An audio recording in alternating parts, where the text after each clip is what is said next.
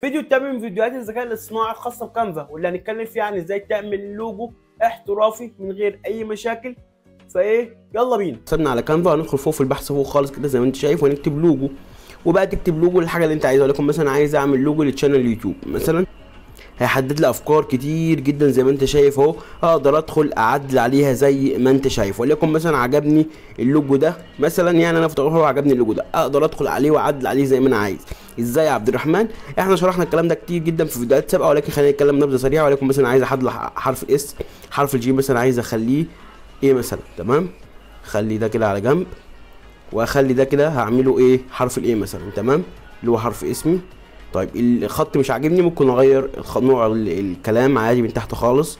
اغير مثلا شكل الخط، اخليها مثلا الخط ده اللي انا عايزه، واحطه كده اهو، احركه هنا واحطه هنا ايه، الخط كده. تمام، واخلي الاس هنا كده مثلا اللي انت عايزه، وابدا اغير الاسم ده اللي انا عايزه. عايز اغير الخلفيه ادوس عليها كده، واغير اللون الاسود ده هغيره ابيض مثلا، اغيره لاي لون تاني زي ما انت عايز. انت بتتعامل باللي انت عايزه.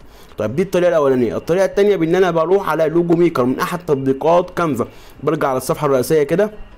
يبقى احنا كده عرفنا ازاي نعدل على اللوجوهات. تمام، اروح على الثلاث شرط اللي فوق خالص على اليمين، واروح على التطبيقات، واروح على جميع التطبيقات، وابدا اكتب في التطبيقات لوجو. احنا خلاص عرفنا الموضوع ده برضه، الناس اللي متابعه معايا الدوره بتاعتنا. هبدا اكتب هنا لوجو زي ما انت شايف اهو، اللوجو. هيظهر لي تطبيقات كتير جدا، زي مثلا اول واحد اللي هو لوجو ميكر.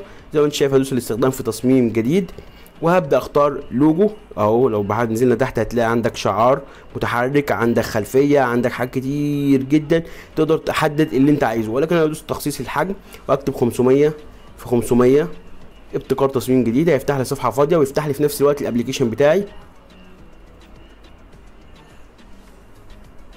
زي ما انت شايف. انزل بس كده، فتح لي الابلكيشن اهو. هنا بيقول لي حط لي وصفه للوجو اللي انت عايزه. اقول له مثلا لوجو فور تشانل يوتيوب مثلا، وابدا يوز كرييت. هيبدا يعمل لي لوجو للتشانل اليوتيوب.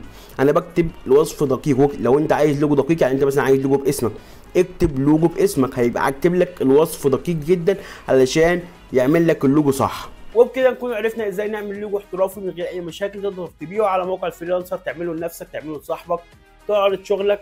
سلام.